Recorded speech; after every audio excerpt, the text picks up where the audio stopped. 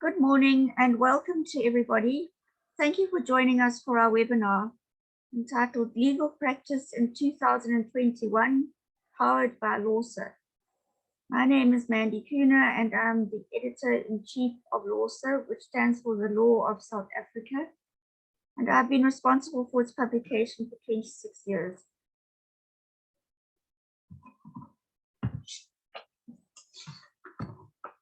Substantial legislative changes have been made in recent years to the body of law regulating the legal profession, largely as a result of the Legal Practice Act of 2014, which has affected significant changes to the way the practicing profession has been structured and regulated. Before we begin, I'd like to run through a bit of housekeeping. All attendees will be muted for the initial sessions, apart from our speakers. You will have the opportunity to submit questions via the Q&A tab. However, these will be collated and answered in follow-up communication from LexisNexis, with the assistance of our esteemed speaker in the case of content-related questions. While we will not have time to answer questions in detail today, please do look out for content-related answers after today's session. You can send in your questions using the Q&A tab at the bottom of the screen. Please reserve the chat box for general comments that are not questions you'd specifically like our expert speaker to respond to in order for us to record these. The webinar recording will be made available to all the attendees a few days after the session. Now, on to the matter of the day. We are very pleased to have with us Professor Mervin Dendy. He is an admitted attorney and notary and has been in private practice as an attorney since 1999. He is the author or co-author of 40 books or chapters in books, a number of which are LAWSA titles, and over 400 other publications in a variety of South African legal journals and elsewhere. Professor Dendy is a seasoned LAWSA author, having written and updated 20 different titles since 2007. He has written the title Legal Practice, which contains exciting new developments in the area of legal practitioners. Professor Dendy holds the degrees of BCom and LLB from the University of the Witwatersrand, where he was employed as an academic in the School of Law from 1985 to 2002, teaching mainly the law of delicts and civil procedure. Professor Dendy, welcome, and over to you. Thank you, Mandy. Honorable members of the judiciary, ladies and gentlemen, my name, as you know, is Mervin Dendy, and I've been asked to speak to you for about half an hour about my most recent LAWSA title, which is the successor to the title Legal Practitioners, last published in 2007 as part of the second edition of LAWSA. As all members of the legal profession will, I'm sure, be aware, there have been very substantial legislative changes to the body of law regulating the profession in South Africa, particularly by means of the Legal Practice Act, number 28 of 2014, most of whose provisions have been in force since the 1st of November 2018. And we have for you now a slide showing the title and the preamble of the Act. At the time when the second edition of the Legal Practitioner's title was published in 2007, the practicing profession was divided into two branches. Namely attorneys, regulated by the Attorneys Act number 53 of 1979, and advocates, regulated by the Admission of Advocates Act number 74 of 1964. There was, of course, other parliamentary legislation in force as well, such as the Right of Appearance in Courts Act 62 of 1995, which conferred upon certain attorneys a right of appearance before the Constitutional Court, the Supreme Court of Appeal, and what are now the divisions of the High Court of South Africa, namely the Contingency Fees Act 66 of 1997, prescribing the conditions under which legal practitioners may act for clients on a no-win, no-fee basis, with a success fee being payable in the event of victory, and the State Attorney Act number 56 of 1957, establishing the office of the State Attorney and providing for its functioning. Much, although certainly not all of this legislation, in particular the Attorneys Act and the Admission of Advocates Act, was repealed and superseded by the provisions of the Legal Practice Act, which has effected important and far-reaching changes to the manner in which the practicing profession is structured and regulated. Those changes have necessitated both a total revision and a major expansion of what was previously the legal practitioner's title. It was accordingly decided that in the third edition of LAWSA, the title would be renamed and divided into two parts, each of which will comprise a full volume of LAWSA. The first part, which I have now completed, will be named Legal Practice, History and Legislation, and will be published as volume 26, part 3 of the third edition of LAWSA. The second part, upon which I've begun work and which I expect to complete later this year, will be named Legal Practice, Ethics and Common Law, and will be published as volume 26, part 4 of the third edition of LAWSA. In what follows, I shall largely confine my remarks to a brief introduction to the content of the first part of the legal practice title, namely the one dealing with the position as set out in the Legal Practice Act, the State Attorney Act, the Contingency Fees Act, and certain other legislative provisions that bear upon legal practice in South Africa in 2021 and beyond. Prior to the coming into operation of the Legal Practice Act, the practicing profession was, as I've said, divided into two main branches, attorneys and advocates. Each of those branches was regulated by different professional bodies, the law societies in the case of attorneys, and the General Council of the Bar, and the various societies of advocates and bar councils in the major urban centers in which bars have been established.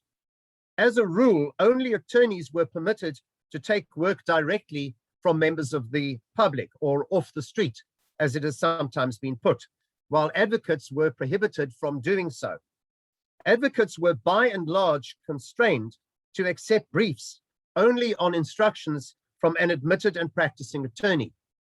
Prior to 1995, furthermore, only advocates were permitted to appear in the Constitutional Court, the Supreme Court of Appeal, or the divisions of what was then known as the Supreme Court of South Africa, now, of course, the High Court of South Africa.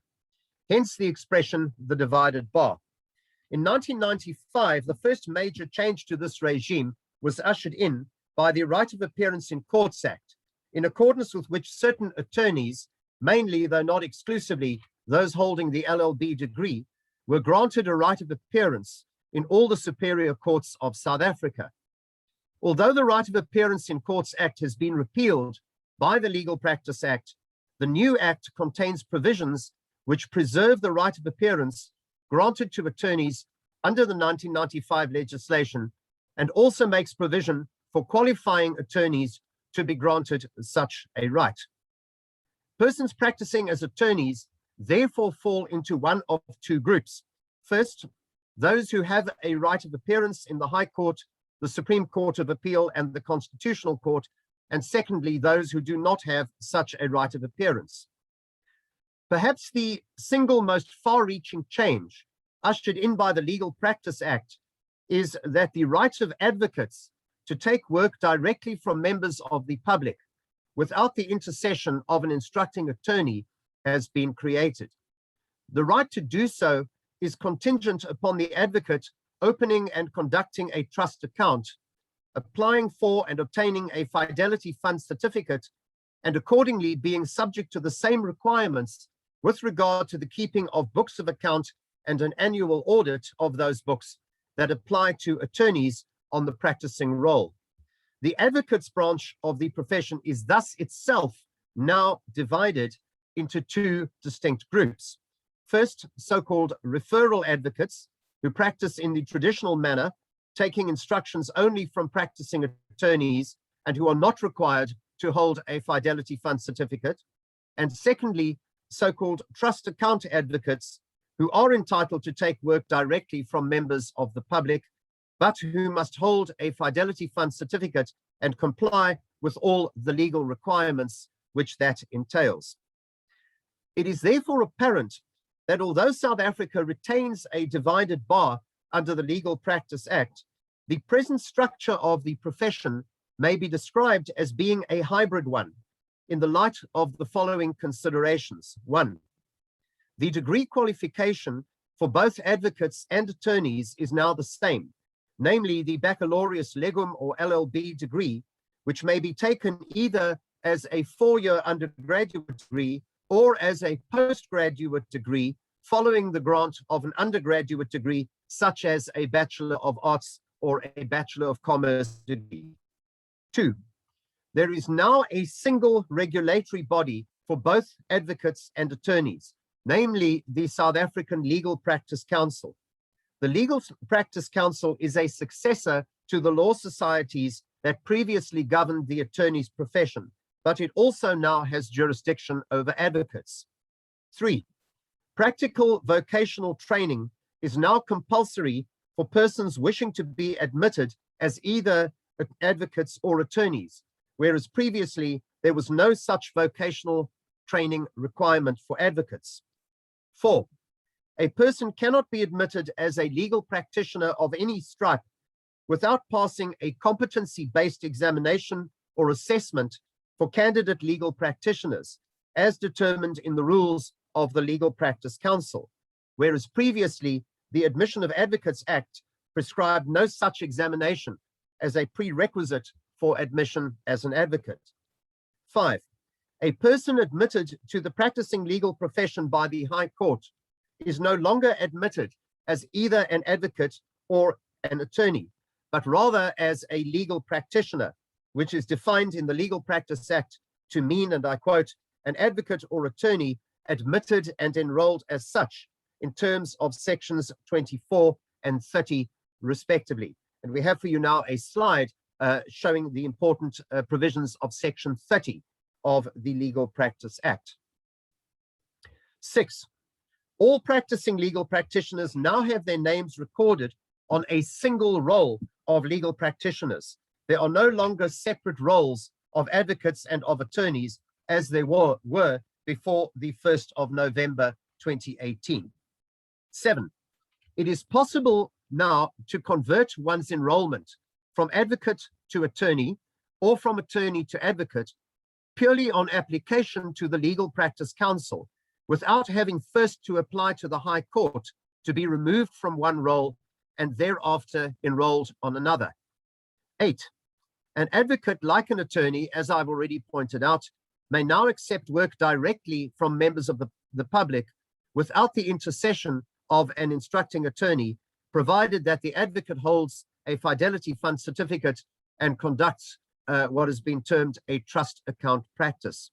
And finally, 9, as I have also indicated already, an attorney, like an advocate, may now appear in the High Court, the Supreme Court of Appeal, and the Constitutional Court, provided that the attorney holds a certificate of right of appearance issued to him or her in terms of section 4, subsection 2 of the Right of Appearance in Courts Act, or subsequent to the repeal of the Right of Appearance in Courts Act in terms of section 25, subsection 3 of the Legal Practice Act. And we have now a slide for you of section 25 of the Legal Practice Act.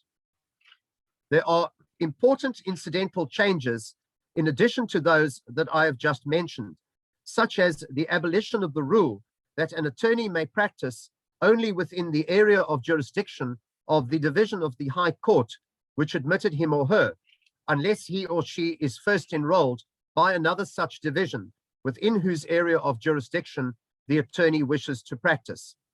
That dispensation has been swept away, and an attorney, once admitted and enrolled, is entitled to practice anywhere in the Republic. Accordingly, the system under which separate rolls of admitted practitioners were kept by the registrars of different divisions of the High Court has been replaced by a system in which there is a single role of legal practitioners for the entire country, maintained by the Legal Practice Council, as provided for in Section 30 of the Legal Practice Act. And we have now for you a slide, once again, showing the provisions of Section 30 of the Act. This is the dispensation now, rather than the previous one of a series of roles maintained by the registrars of the various divisions in the High Court.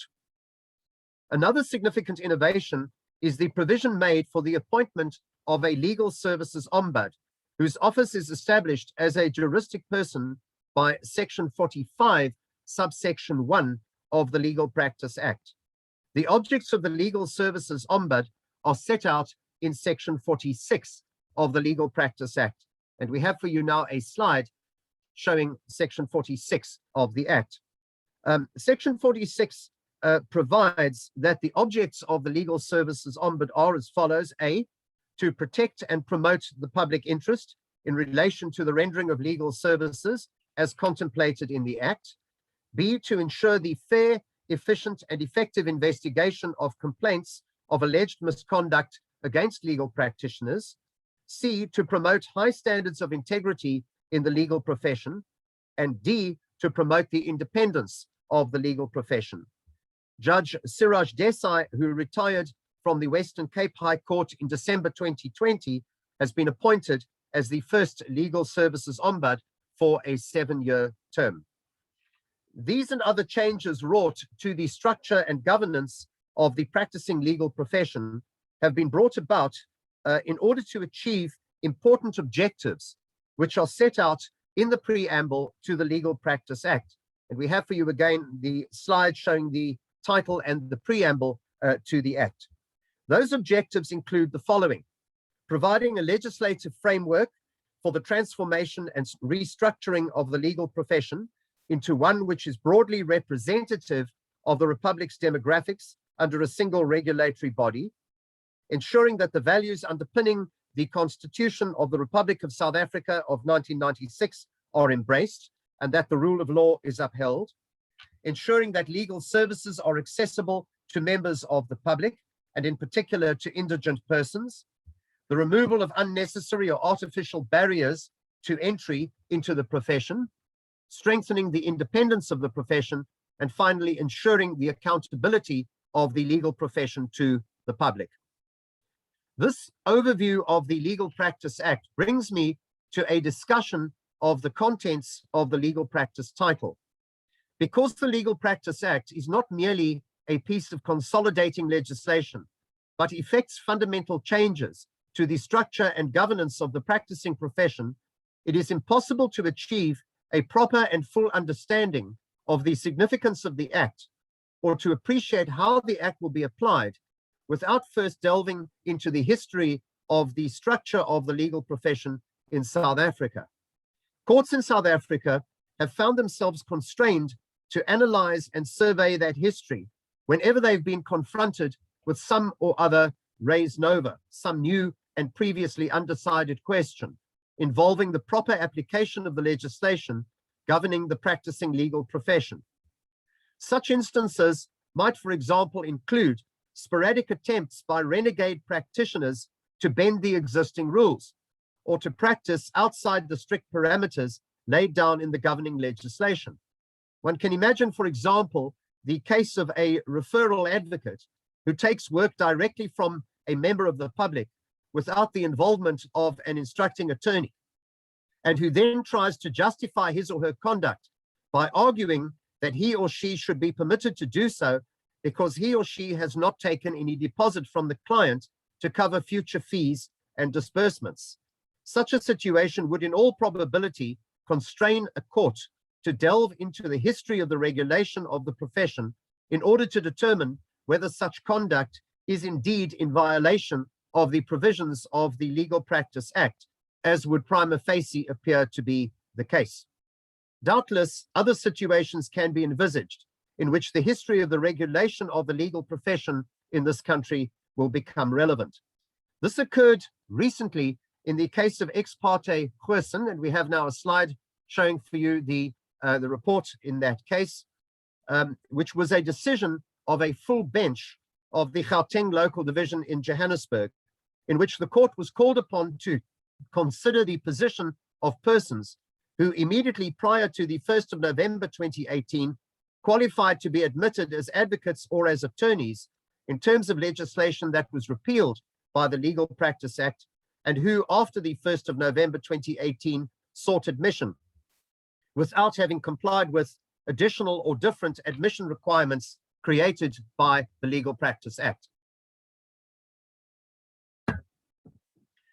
No fewer than 22 counsel appeared on behalf of one or other of the litigants in that matter, in addition to which several amici curiae appeared in person.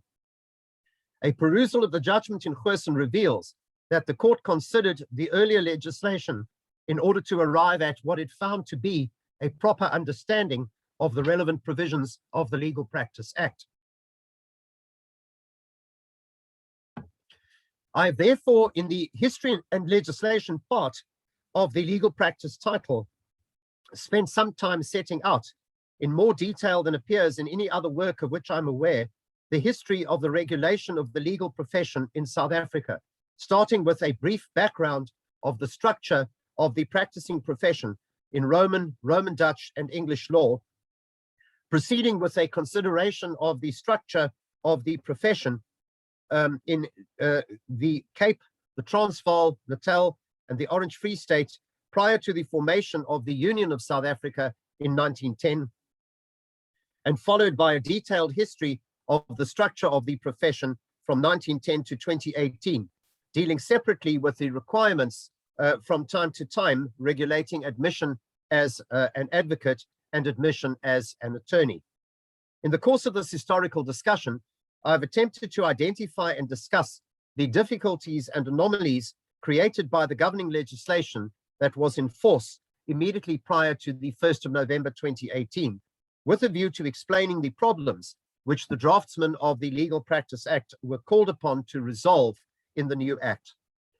The title then proceeds to give a detailed exposition of all the provisions of the Legal Practice Act, including, for the sake of completeness, those relating to the National Forum on the Legal Profession that was responsible for formulating the rules of the Legal Practice Council and of the Legal Practitioners Fidelity Fund Board. Where there appeared to be errors, inelegancies, or anomalies in provisions of the Legal Practice Act, I have identified those and suggested possible amendments to the legislation. I've also incorporated a brief discussion of those rules of statutory interpretation, which I regard as being of particular importance in the interpretation of the Legal Practice Act, given the reformist nature of the Act, and I've put forward submissions where relevant as to how the Act should be interpreted in cases of difficulty, so as best to advance the objectives adumbrated in the preamble to the Act. Thereafter, the title deals fully with the regulations promulgated in terms of the Act by the Minister of Justice and Constitutional Development, the rules of the Legal Practice Council and of the Legal Practitioners Fidelity Fund Board, and the provisions of the Council's Code of Conduct for Legal Practitioners. Throughout the discussion of those regulations and rules, I have again identified errors such as incorrect cross-references in the regulations or the rules and suggested appropriate amendments. I've also highlighted difficulties or anomalies where they arise in the rules, and I've made submissions as to how those difficulties should be resolved. I've then considered in detail the provisions of the State Attorney Act and canvassed judicial criticisms that have been expressed in reported decisions from time to time regarding shortcomings in the functioning of the office of the State Attorney. The Contingency Fees Act has previously received very little attention in LAWSA, despite there being a substantial body of reported case law on the proper application of that act. I've sought to remedy that deficiency by incorporating in the history and legislation part of the legal practice title a detailed consideration of the provisions of the Act and of all the reported cases dealing with it. I then dealt with provisions of the Tax Administration Act 28 of 2011, which require practitioners who advise for a fee on tax matters to register as tax practitioners and as such to be subjected to additional legislative requirements and sanctions for non-observance of them. Finally, the title incorporates a short discussion of the provision of the Constitution which empowers the President of the Republic to confer the status of senior counsel upon qualifying advocates, particularly in the light of the Man Singh judgments reported between 2012 and 2014, in which the power of the President to confer senior counsel status was in the end unsuccessfully challenged. I've made reference in what I've said already here to difficulties that arise in the interpretation and application of the Legal Practice Act and the rules promulgated in terms of it. Let me give you a brief idea of a couple of those difficulties. Owing to time constraints, I shall confine myself to three of the problems that are raised by the Legal Practice Act itself. First of all, one of the minor mysteries of the Legal Practice Act is the requirement in section 34(2)(a)(2) of the Act that an advocate may render legal services upon receipt of a request from a justice center for that service, provided that he or she is in possession of a Fidelity Fund certificate and conducts his or her practice in accordance with the relevant provisions relating to the opening of a trust account and the keeping of books of account. And we have here for you a slide of section 34(2)(a), (b), and (c) of the Legal Practice Act. It is difficult to see what purpose the inclusion of the phrase "or from a justice center" serves, where it appears in section 34(2)(a)(2). This is because section 34(2)(c) provides that an advocate may render services in criminal or civil matters in expectation of a fee, commission, gain, or reward as contemplated in the Act or any other applicable law upon receipt of a request directly from a justice center for that service, in which event the provisions requiring a Fidelity Fund certificate, the opening of a trust account, and the keeping of books of account do not apply. The inclusion of the phrase "or from a justice center" in section 34(2)(a)(2) therefore appears to impose a set of requirements from which section 34(2)(c) confers full exemption.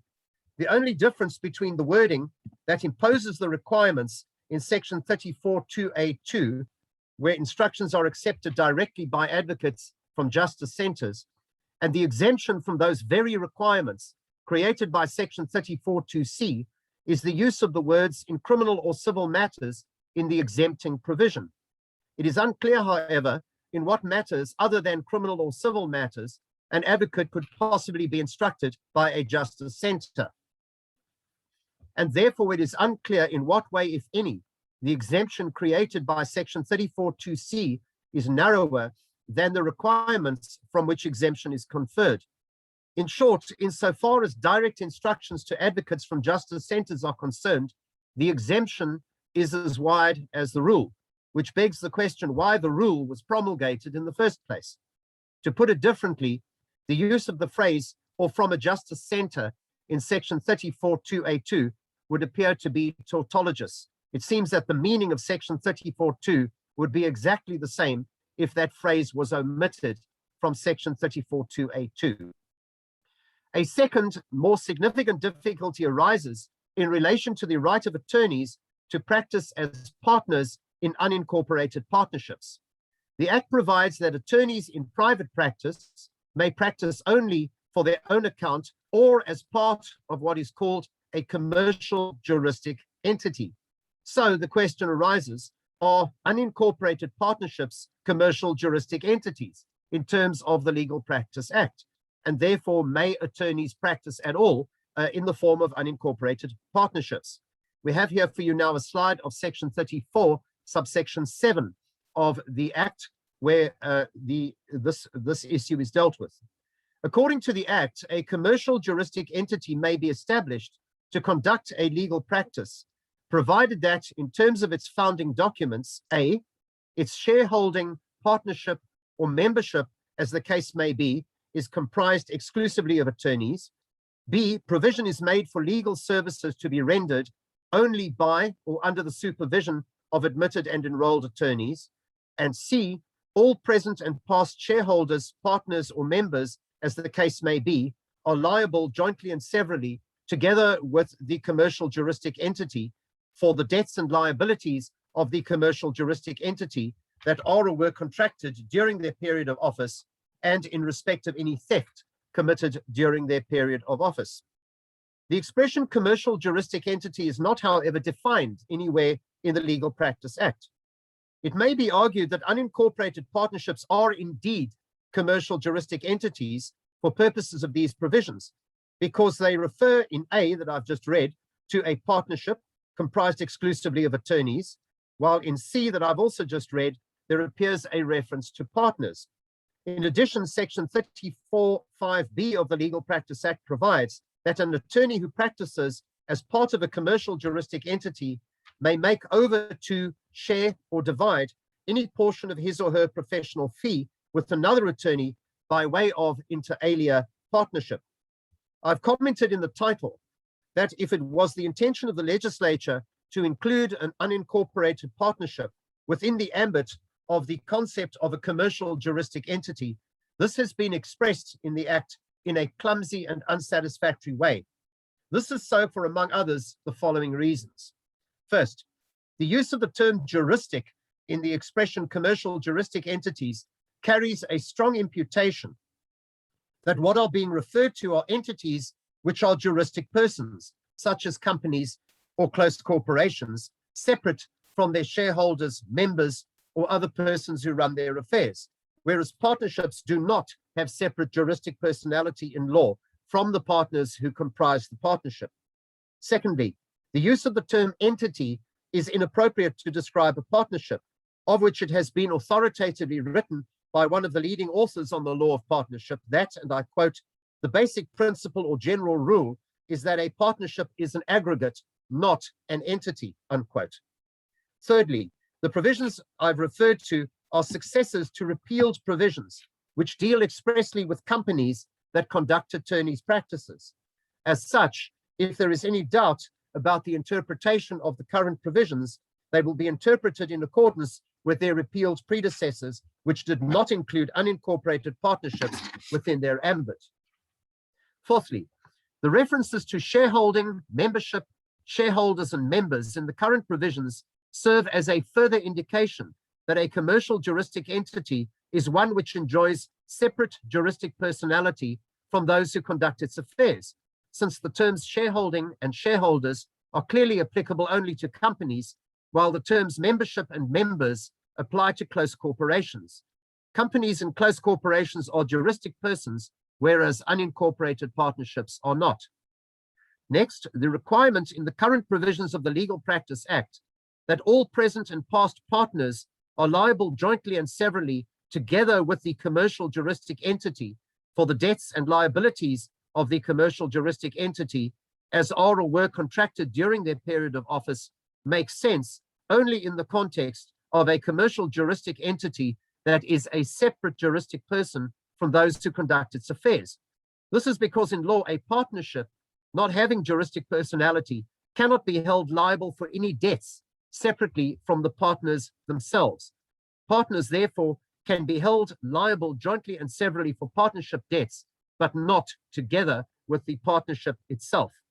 And finally, the Legal Practice Act provides elsewhere that every attorney other than a legal practitioner in the full-time employ of the South African Human Rights Commission or the state as a state attorney, and who practices or is deemed to practice, A, for his or her own account, either alone or in partnership, or B, as a director of a practice which is a juristic entity, must be in possession of a Fidelity Fund certificate. This provision therefore envisages that an attorney who practices in partnership is not conducting a practice which qualifies as a juristic entity. In this provision, partnerships and juristic entities, in other words, fall into two different categories.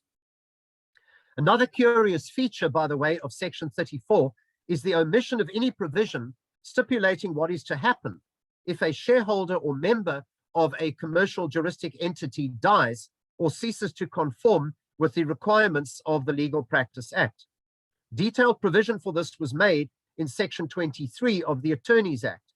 which was the immediate predecessor to the present Section 34, as well as in Section 28 Quat of the Attorneys, Notaries and Conveyancers Act, number 23 of 1934, as amended in the late 1970s.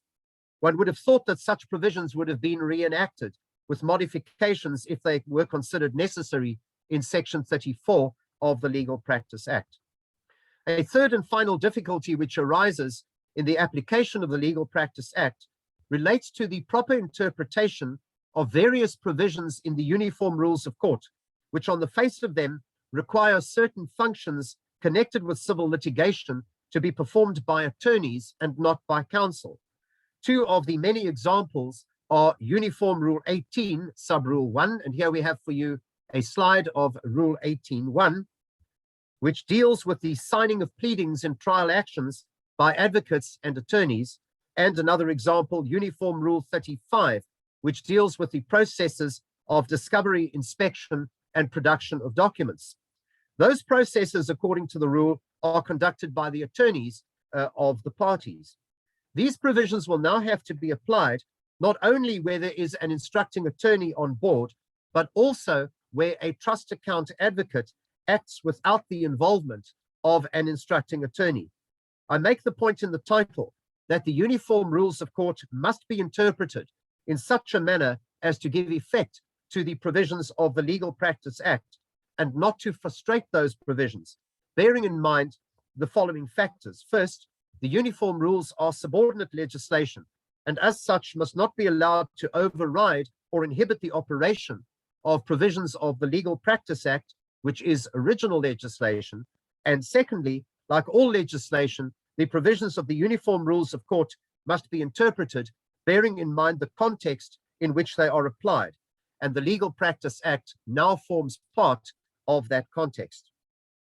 I have accordingly made submissions in the title as to how the provisions of the Uniform Rules of Court must now be interpreted and applied in relation to trust account advocates, as well as in relation to attorneys and referral advocates.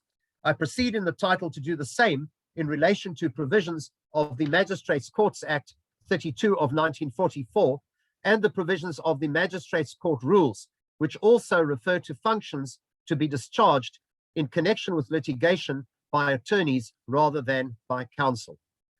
To close, let me give you a very brief flavor of what the second part of the legal practice title, which I'm currently writing with a view to publication towards the end of 2021, will contain.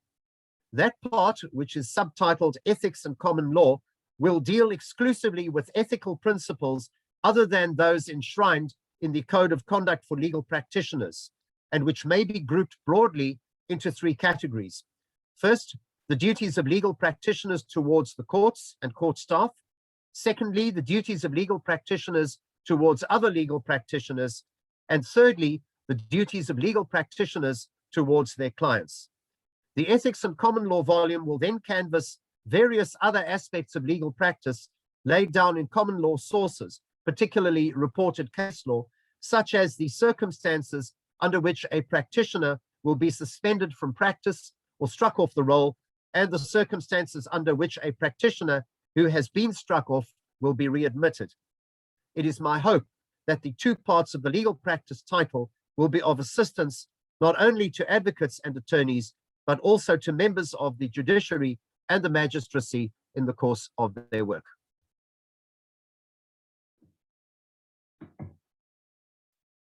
Thank you, Prof. Dendy, for the informative address. I'm sure you have answered many questions legal practitioners have been grappling with. To our attendees, I trust you found it insightful. Once again, a reminder to please use the Q&A tab at the bottom of the screen, rather than the general chat box for any content-related questions you might have. We'll then share responses to these within a few days after the session. I'd like to move on now to a brief discussion of LAWSA itself. LAWSA is based on Halsbury's Laws of England and is one of our flagship products. It was commenced in 1976 under the editorship of Professor W.A. Yobert, an eminent jurist in his time. Since then, it has grown exponentially. We now have over 160 titles and publish 7 volumes a year. We are now publishing the 3rd edition of LAWSA. We have some quotes on the screen from leading academics and practitioners. LAWSA is the only product of its nature in South Africa. It is a title-specific encyclopedic work covering all aspects of South African law, and is the go-to product when one seeks accurate and reliable information. It is a truly dynamic product, keeping abreast of our ever-changing statutory and common law environments. It is available in print and electronically, and is updated monthly by current law and annually by the cumulative supplement, which is prepared by our planning editor, Professor John Farris. LAWSA authors are leaders in their fields and are carefully chosen. Names such as Ellison Khan, John Milton, David McCoy Mason, and judges Harms, Hildenhuis, and Wallace spring to mind. All LAWSA titles are subject to stringent review, which ensures that they are of the highest standard. The LAWSA editorial panel, consisting of a professor and judges, must assess and approve each title before it can be published. LAWSA is a highly prestigious publication with regard to the scope of the law that it covers, as well as its authoritative standing. Accordingly, LAWSA titles are frequently referred to in judgments. LAWSA is primarily a research tool. It is divided into accessible, independent paragraphs which facilitate the most efficient research. To this end, there are volume indexes and a consolidated index which spans all of the 160 titles. There is also extensive cross-referencing within the title itself and to other titles in the set. References in the footnotes guide subscribers to further, more in-depth research by suggesting, for example, relevant textbooks and journal articles. We have commissioned some exceptional titles for 2021 and 2022. One of these is Legal Practice, to be published in August.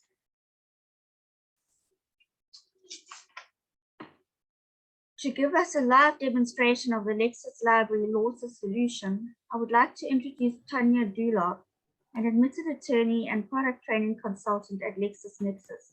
Over to you, Tanya. Good morning, everybody, and thank you, Mandy. So this morning, I am going to quickly demonstrate how to access LAWSA on the Lexis Library platform, how to search within LAWSA, and how to access LAWSA in the research area. So I'm going to now share my screen and switch off my video. And Josie, if you can just indicate to me when you can see my screen. We can see your screen. Thanks, Tanya. Okay, so this is the Lexis Library platform. And what you would see on the table of content is LAWSA as a standalone publication. So when I select LAWSA, I'm able to see the law of South Africa and then current law. And once I click onto the law of South Africa, I can see my annual cumulative supplement that Mandy mentioned earlier on, the cumulative table of cases, consolidated indexes, as well as list of titles by volume. So here you can see the volumes and then the list of the different titles. I specifically am going to go through one of the titles, and that will be Civil Procedure in the Superior Court. And you can see here it's volume 4.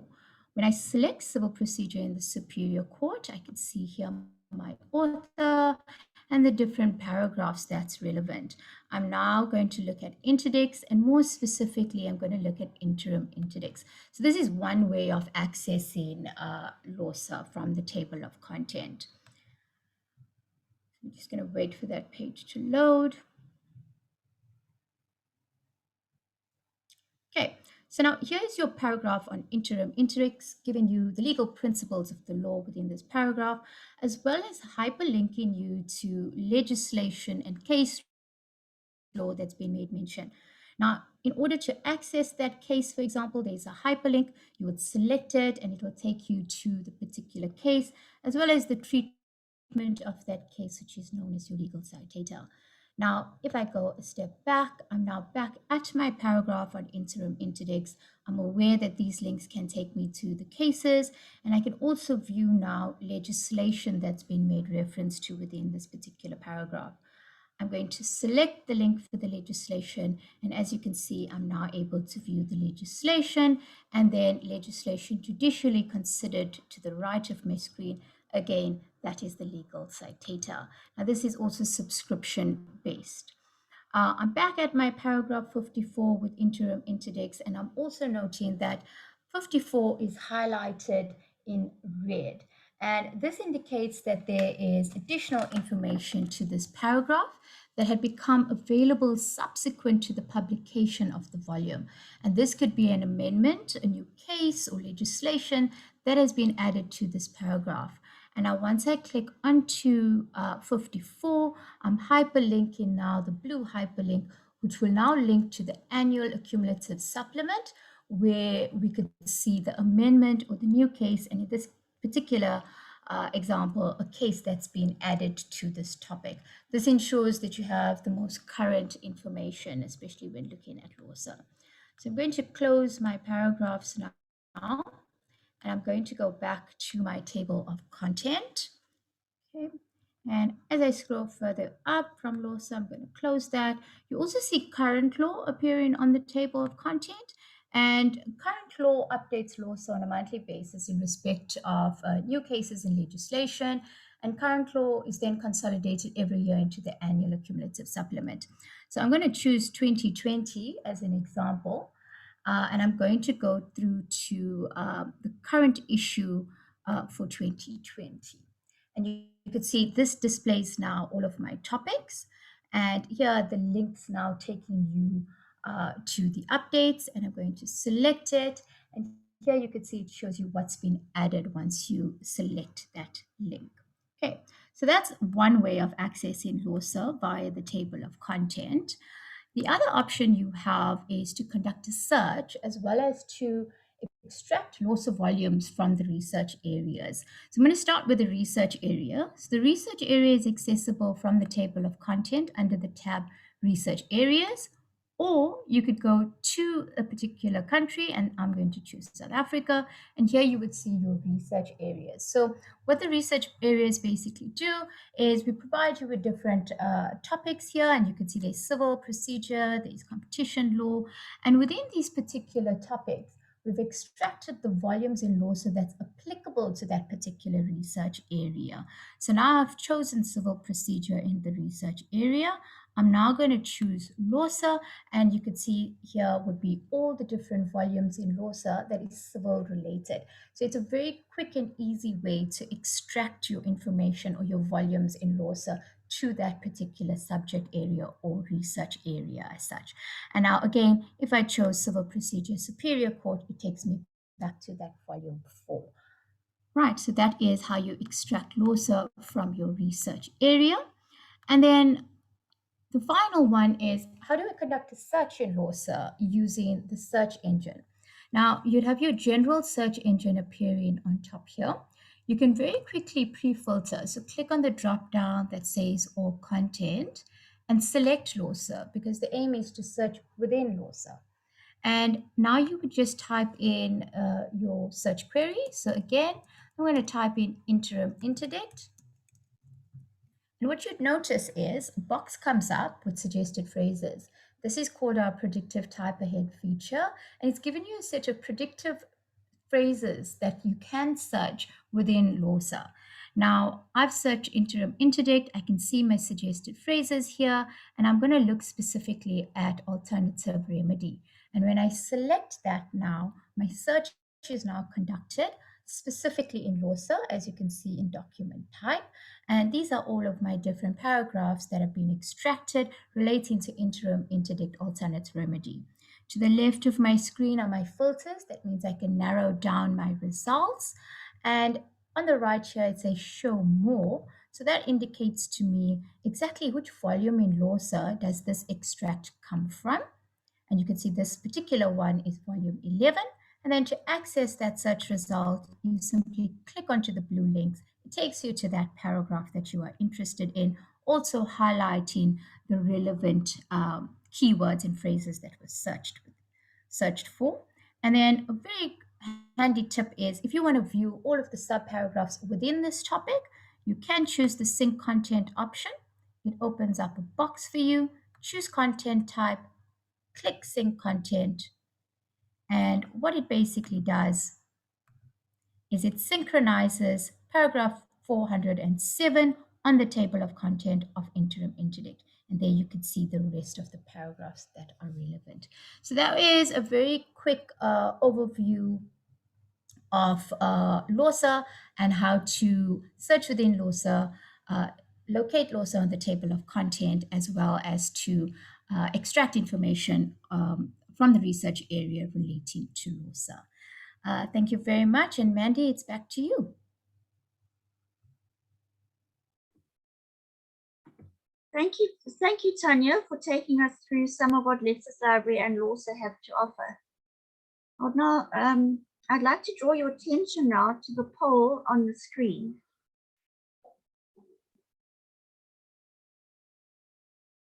There we go. Please do take a few seconds to complete this, as it is extremely helpful to us in crafting and delivering content you find useful.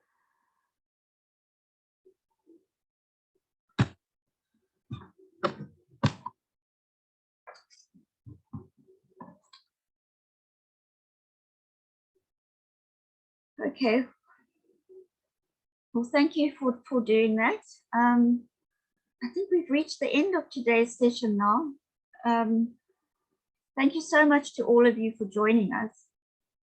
Thank you once again to Prof. Dendy for sharing his insights and expertise with us, and to Tanya for the solution showcase.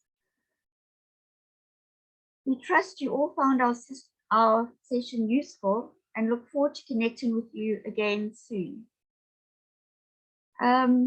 Before we go though, I'd like to invite our attendees to view the special offers on screen, as well as to stay tuned in and sign up for updates on upcoming webinars from LexisNexis. These should be appearing soon.